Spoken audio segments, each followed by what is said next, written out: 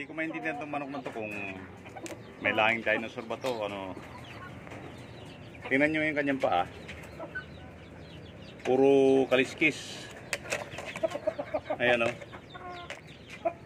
Hindi ko alam kung ito yung tinatawag nilang kaliskis buhaya. Pero kung titingnan mo yung kanyang paa, parang buntot ng buhaya. Parang yung kaliskis ng buntot ng buhaya. Ayan o. Magmula sa daliri, paangat sa kanyang paa.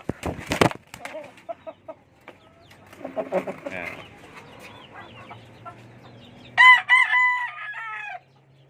Ang ingay-ingay naman yung binabay dun sa taas. So ang problema lang dito, pagka inilaban, iniisip ko kung matatarian pa ba ito. Ayan o. Problema siguro yung pag-ikot mo ng ano nito sa tari. Hindi ko lang sure kung ganito yung sinasabi nilang kaliskis buhaya. Dahil ito yung kauna-unahang manok ko na ganito. Ayan. Tingnan nyo yung kanyang paa.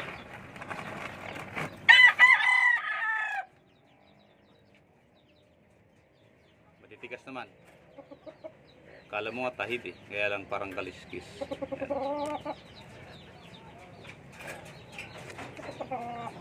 Kahit yung kanyang mga daliri may mga kaliskis. Oh. Break the break.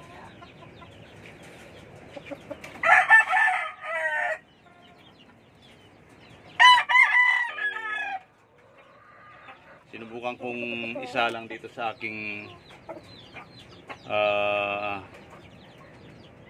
white hats na inahin.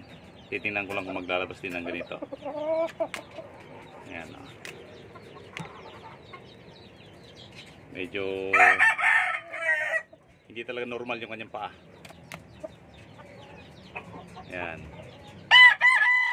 Kahit sa kanyang mga daliri may mga kaliskis. Nakalitaw yung kanyang kaliskis. Ayan o.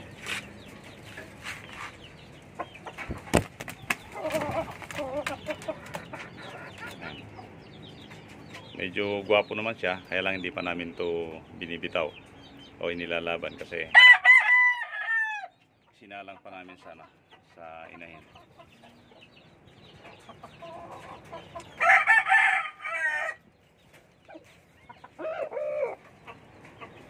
Yan naman yung aking baby stag na kanawayon. Tapos ito naman yung muff na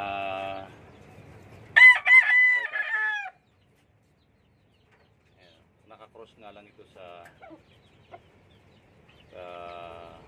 white knight. Ayan. So paki-comment naman po sa mga marunong sa senyal naman kung anong klaseng senyal ito. Kung ito ba yung tinatawag nilang kaliskis buhaya o abnormal lang talaga yung kanyang paa.